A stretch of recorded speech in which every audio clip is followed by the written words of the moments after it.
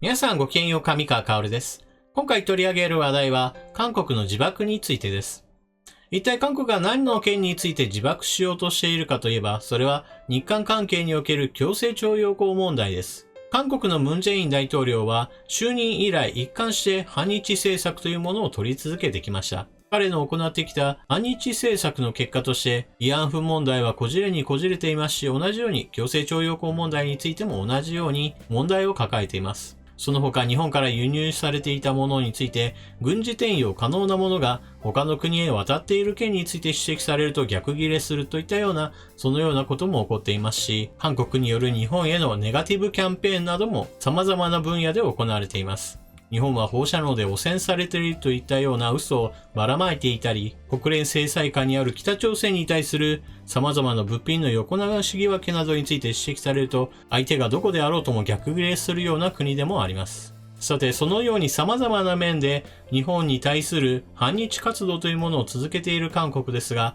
直近の話題としては強制徴用工問題が一つの節目を迎えようとしています。それは8月4日、日本企業の資産を差し押さえているのですが、その差し押さえている資産について売却することが一歩前進するからです。しかしそれは私に言わせれば韓国による自爆そのものです。韓国において日本企業の資産が差し押さえられ、それらが売却されると一体何が起こるのか、今回はそのことについて触れていきましょう。それでは関連ニュースをどうぞ。迫る徴用企業の資産売却、日本の追加報復に備え、対応検討。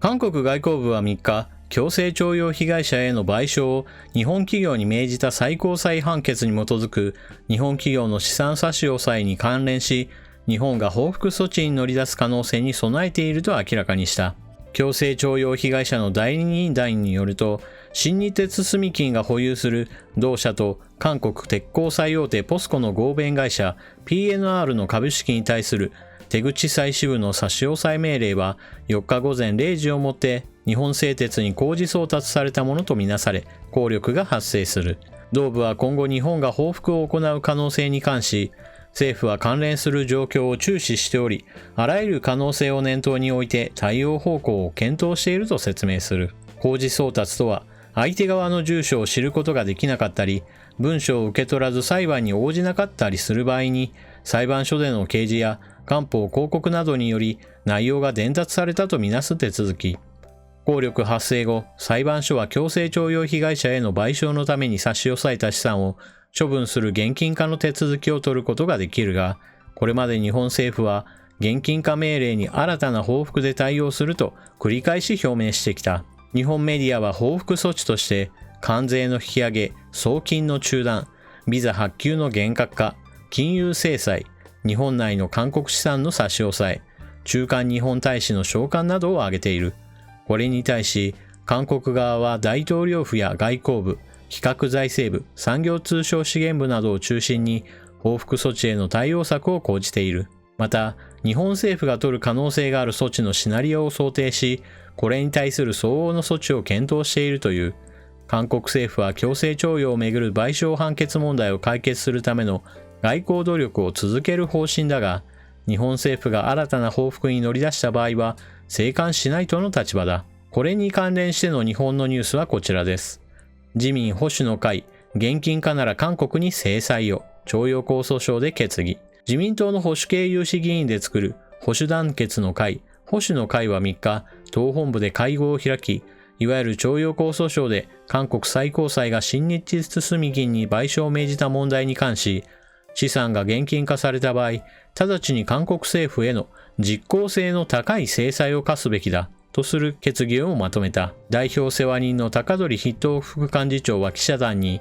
現金化されたら日韓関係が根底から覆される深刻な事態になるが、韓国が踏み込むなら叱るべき措置を取るべきだと語った。保守の会は安倍晋三首相に対する毎年の靖国神社参拝も求めた。今回のニュースのポイント一つ目は、それは韓国による自爆行為といった表現についてです。なぜ自爆行為かといえば、それは韓国自身が傷つく行為だからです。決して日本に対する攻撃というよりは、むしろ韓国自身が傷つく、そういった一方的な形になるでしょう。今回の件ではありませんが、私は先日、慰安婦問題についての動画を一つ上げました。その慰安婦問題の関連の話というのは、少女像の前に安倍首相がひざまずき、そして謝罪するという像が作られるといったニュースでした。その像自体を作ったのは決して政府機関ではありません。しかし、作ったのは一個人ではありますが、日韓問題のニュースとして話題になりました。一体なぜそのことが話題になるかといえば、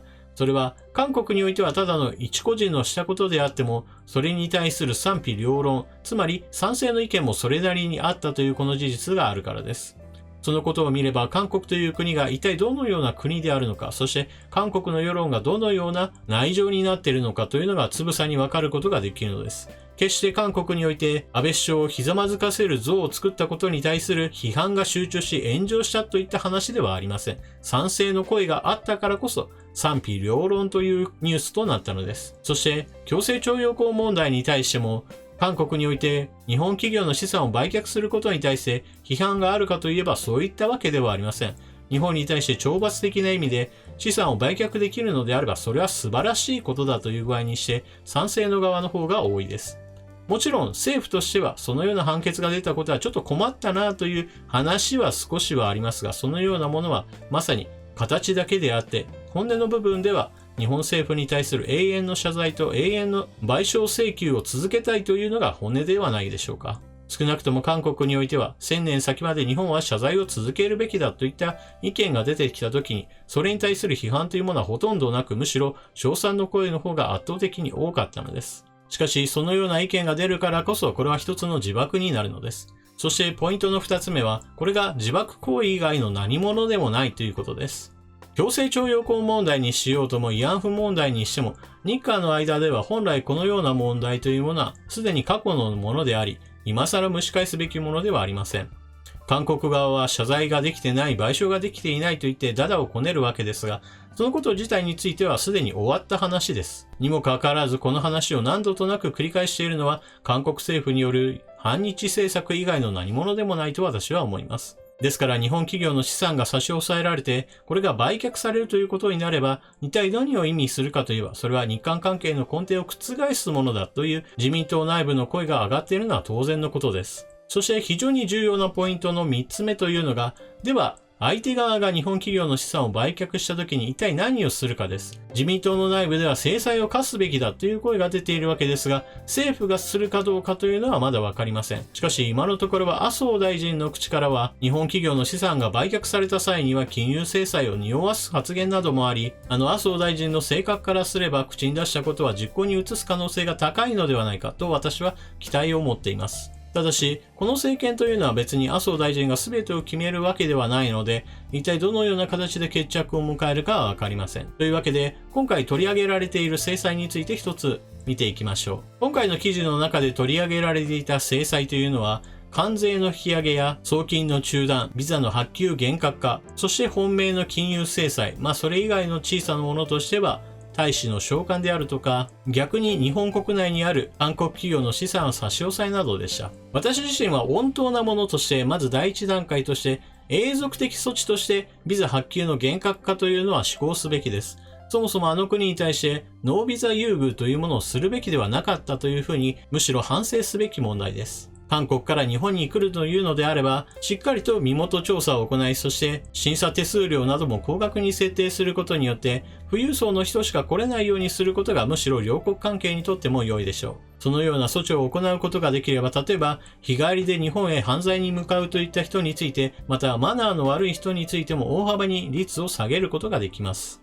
ビザ発給の厳格化というのを永続的な措置にすることができれば、少なくとも日本人全体にとっても非常に良い効果をもたらすでしょう。そして経済面について言えば、関税の引き上げや送金の中断というものには効果があります。これらについて制裁リストに上がっているのは非常に良いことでしょう。そして韓国経済にとって一番大きな打撃を与えられることができると言われているのが金融制裁です。日本のみずほ銀行であったり、三菱 UFJ 銀行などによる韓国企業への融資やもしくは信用状発行についてこれを停止するようなことができれば、それは韓国経済にとっても大きなダメージとなるでしょう。まさに日韓関係を崩した韓国側に対する制裁としてはまさに文字通り大きな打撃となり、そして政治的メッセージとしても十分でしょう。できればこのような制裁案などについては基本的には全て取り行うことが良いでしょう。今、韓国経済は非常に低迷の時期を迎えようとしています。それは韓国が輸出優先型の経済であり、そして輸出先の経済ということを考えたときに、世界経済が今落ち込んでいる状況ですから、決して韓国経済に浮上の目はないのです。そのような時に何が起こるかといえば、失業問題であったり、賃金の低下問題であったり、国内において不満が溜まることになります。ですから、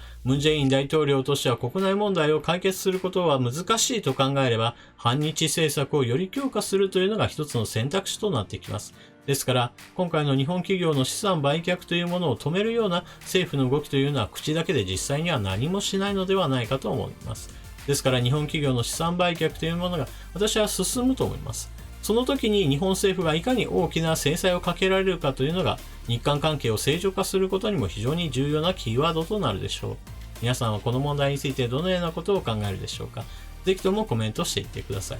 それでは最後まで動画をご覧いただきありがとうございました。チャンネル登録していない方はぜひともチャンネル登録を、動画を見終わったら評価ボタンのクリックもよろしくお願いします。それでは次の動画でまたお目にかかりましょう。またね。